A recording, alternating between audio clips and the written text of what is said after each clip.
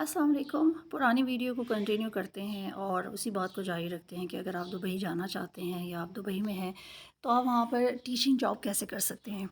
सबसे पहली बात फ़र्ज़ करें कि अगर आप पाकिस्तान में हैं और आप मैरिड हैं या अनमैरिड हैं, इसका क्वेश्चन नहीं है, इसको भी हम डिस्कस करेंगे बीच में। अगर आप मैरिड हैं और अगर आप दुबई जा रही हैं और आपने बीएड किया हुआ है, तो आप कोशिश करें कि आप सबसे पहले अपने सारे जो पेपर्स हैं, जितना भी आपकी डिग्री वगैरह है, उसको आप अटेस्ट करवा लें। ये बहुत ज़रूरी है। अगर आप यहाँ से अटेस्ट नहीं करवाएँगी, तो वहाँ जाकर आपको बहुत ज़्यादा प्रॉब्लम्स फ़ेस करनी पड़ेंगी और आपको बहुत ज़्यादा चार्जेस देके वहाँ की एम्बेसी से आपको अपने पेपर्स अटेस्ट करवाने पड़ेंगे। दूसरी बात ये कि जब आप वहाँ जा रही हैं तो अपने साथ तो कुछ किताबें ले जाएँ पाकिस्तान से ही। जैसे बैचलर्स की हैं, एफएससी की हैं, एफए की है, इंग्लिश की। इंग्लिश अगर आपने पढ़ानी है, मैथ्स पढ़ानी है, जिस सब्जेक्ट में आपने बीएड किया है, वो कुछ किताबें उठा के आप साथ ले जाएँ। अब यहाँ पर ये सवाल आपके ज़हन में आएगा कि जब गूगल जो है, तो हम किताबें क्यों पढ़ें? मेरा जहाँ तक पॉइंट ऑफ व्यू है वो ये है कि जब आप कंप्यूटर से कोई भी चीज़ सीखते हैं या स्क्रीन से कोई चीज़ सीखते हैं तो वो बहुत जल्दी आपको भूल जाती है। जबकि अगर आप किताब से कोई चीज़ पढ़ें, उनसे याद करने की कोशिश करें तो आपको नहीं भूलती, वो आपके ज़हन में महफूज़ रहती है। आप जो ही वहाँ जाते हैं तो ज़ाहिर है जाते ही तो आपको जॉब नहीं मिल जाएगी ना, आपके पास काफ़ी टाइम होगा, 6 महीने भी लग सकते हैं, साल भी लग सकता है। लेकिन आपने ये कोशिश करनी है कि जो ही आप वहाँ दुबई में लैंड करें, तो विद इन अ वीक आप अपनी सीवीज़ जो हैं वो वहाँ पर ड्रॉप कर दें। सीवीज़ आपने यहाँ से बना के लेके जानी है और टाइम ज़ाया किए बगैर विद इन अ वीक आपने अपनी सीवीज़ अपने ही एरिया में, जिस स्टेट में आप रहती हैं, वहाँ पर आपने उसको दे देना है। तीसरी बात ये है कि जब आपके पास टाइम हो और अभी आपको कॉल नहीं आ रही है, तो आपने अपना टाइम वेस्ट नहीं करना है।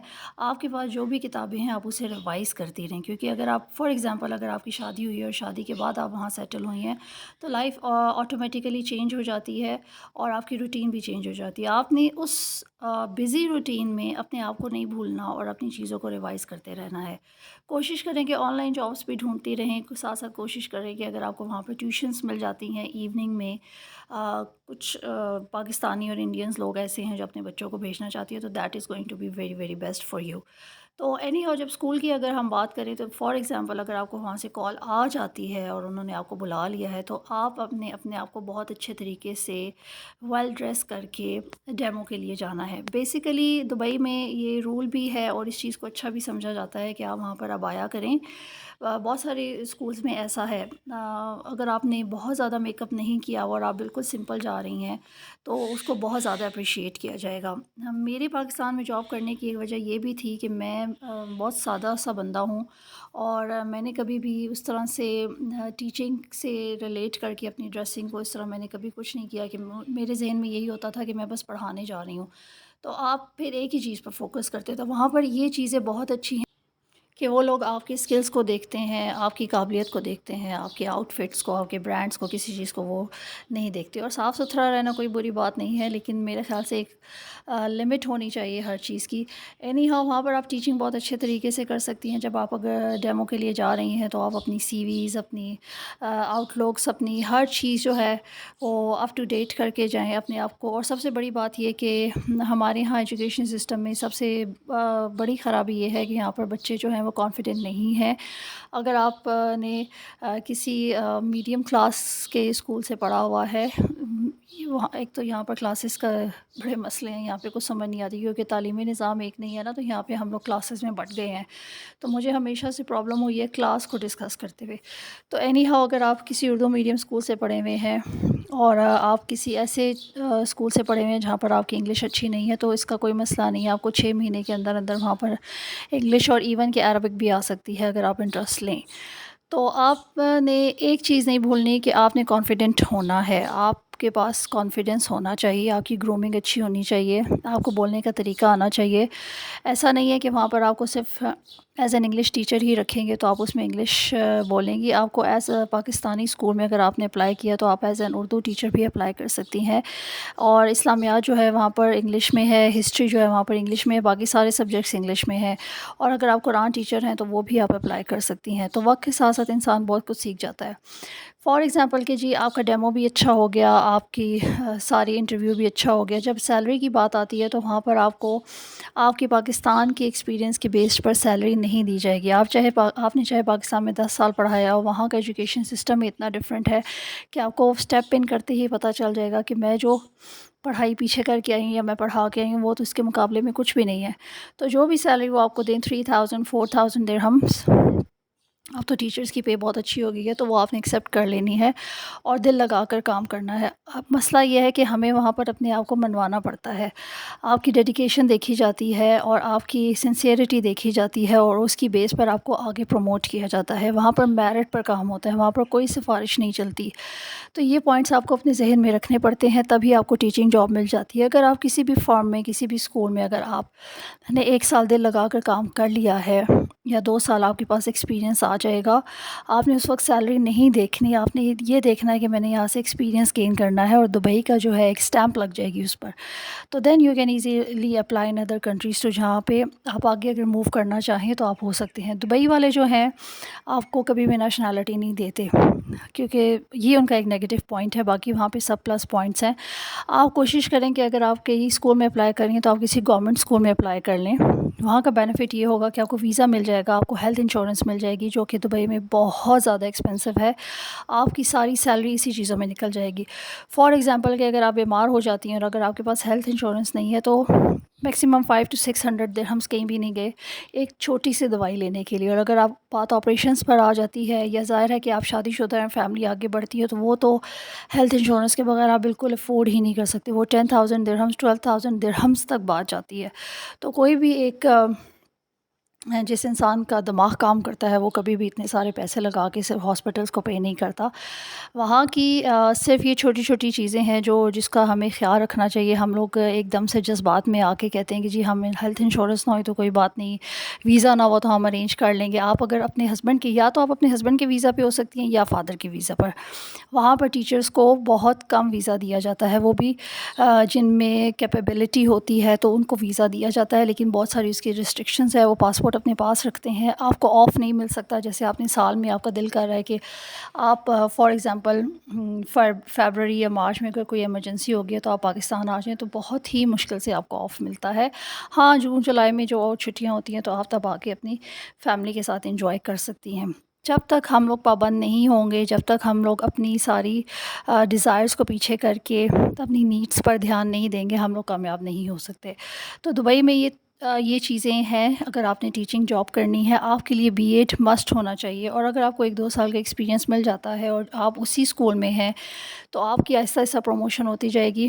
آپ کو پھر آپ کی ایکسپیرینس کے بیس پہ پھر ایک اسسٹنٹ بھی دی جاتی ہیں اور آپ کی سیلری بھی زیادہ ہو جاتی ہے. جیسے میں نے لاسٹ ویڈیو میں آپ سے بات کی تھی کہ جب میں نے فرسٹ ٹائم جوائن کیا تھا اور میرے پاس کوئی ایکسپیرینس نہیں تھا، وہ فریش گریجویٹ، میں نے BEd کیا تھا، تو مجھے 2500 درہمس سیلری ملی تھی. لیکن جب میرا تھرڈ چائلڈ ہوا، ایک بیٹی ہے اور 2 بیٹے ہیں، جب میرا تھرڈ چائلڈ ہوا تو اس کے بعد جب میں نے when he was 2 years old انہوں نے مجھے دوبارہ بلایا کہ اگر آپ فری ہیں تو آپ ہمارے اسکول کو جوائن کر سکتی ہیں.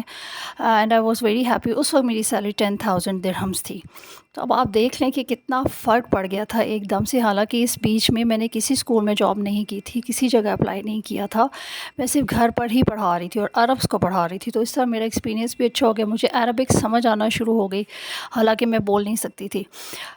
دوسری بات، پھر مجھے وہاں پر اسسٹنٹ بھی دی گئی کلاس میں جو میرے چھوٹے موٹے کام کرتی تھی، کلاس مینجمنٹ میں، بچوں کو سنبھالنے میں، نوٹ بکس کو کلیکٹ کرنے میں. میرا کام سے پڑھانا ہوتا تھا، باقی کلاس کو ہر چیز کو مینیج کرنا اسی کا کام تھا. تو یہ فرق ہوتا ہے وہاں کے اچھے بڑے فارم میں کام کرنے سے اور اس سے تھوڑے سے لو اسکول میں کام کرنے سے. کوشش کریں گے آپ انڈین اسکول میں بھی اپلائی کر سکتے ہیں، وہ لوگ بہت اچھے ہیں، آپ کو ہیلپ آؤٹ کریں گے، آپ کی مدد کریں گے. بس یہ ہے کہ آپ نے دن رات وہاں پر دل لگا کر کام کرنا ہے.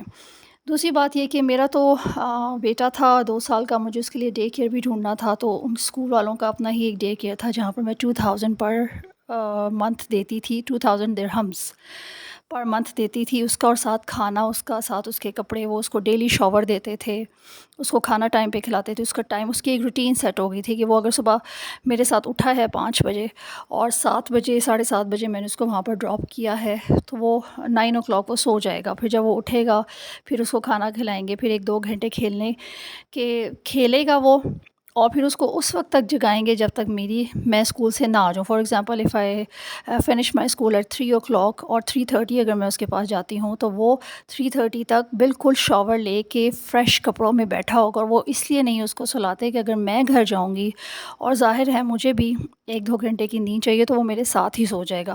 وہ لوگ اتنا زیادہ کوآپریٹ کرتے ہیں آپ کے ساتھ، آپ کے بچے کی روٹین ایسے سیٹ کرتے ہیں کہ بچہ جو ہے وہ ماں کو تنگ نہیں کرتا، اور اس ٹیک کیئر میں نہ صرف کھانا پینا ہوتا ہے، نہ صرف سلانا ہوتا ہے، بلکہ وہ آپ کا بچہ لینگویج بھی سیکھ لیتا ہے، عربک بھی سیکھ لیتا ہے، انگلش بھی سیکھ لیتا ہے، آٹومیٹیکلی اس کی گرومنگ ہو جاتی ہے، اس میں کانفیڈنس آ جاتا ہے، بلکہ عربی وہ زیادہ اچھی سیکھتا ہے.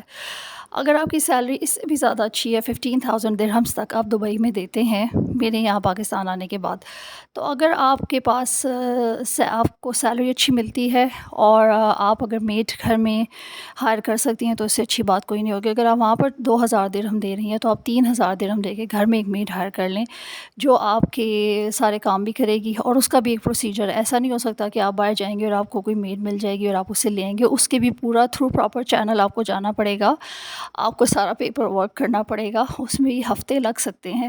آپ کو کون سی میڈ چاہیے، سوڈانی چاہیے، فلیپینس کی چاہیے، کہاں کی چاہیے، تو وہ آپ کے سارے کام بھی کرے گی اور آپ کے بچے کو سنبھالے گی بھی. آپ نے صرف ایک چیز کا خیال رکھنا ہے کہ اپنے گھر میں آپ نے کیمراز لگا دینے ہیں.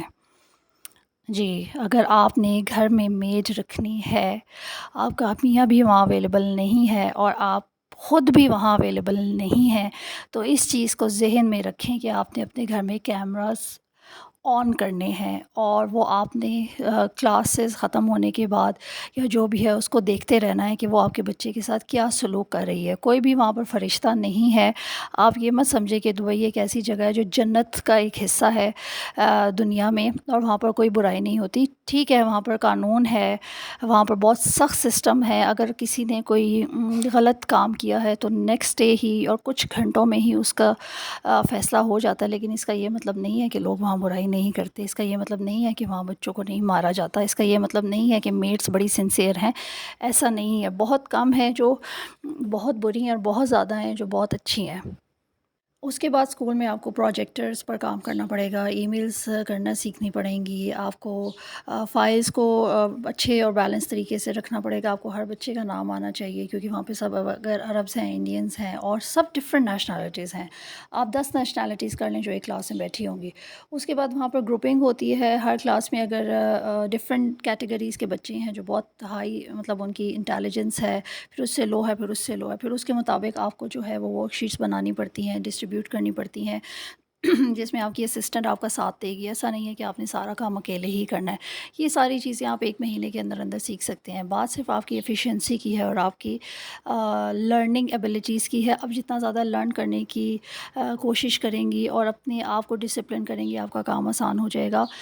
بچوں کے ساتھ نو ڈاؤٹ بہت زیادہ مشکل ہو جاتی ہے، لیکن ایک چیز جو آپ کر سکتی ہیں کہ اگر آپ کا بچہ ڈے کیئر میں ہے تو آپ ان کو بہت ساری چیزیں بتا سکتی ہیں کہ آپ کی روٹین کیا ہے اور اس کے حساب سے اس بچے کو کیسے چلنا ہے. اور اگر گھر میں میڈ ہے تو پھر میرے خیال سے آپ کو پریشانی کی کوئی بات نہیں ہونی چاہیے کیونکہ کھانا وانا سب چیزیں وہی ریڈی کرتی ہے اور آپ کے بچے کو سنبھالتی ہے. گھر میں میڈ ہونے کا یہ فائدہ ہو جاتا ہے کہ آپ جو ہیں وہ اپنی ساری اسکول کے کام اور کھانے پینے سے جو ہے وہ بالکل سائڈ پہ ہو جاتا ہے. کھانا پینا سارا آپ صرف اپنے اسکول کے کام پہ فوکس کرتی ہیں اور اچھے طریقے سے کام کر سکتی ہیں اور بچہ بھی وہ سنبھالتی ہے.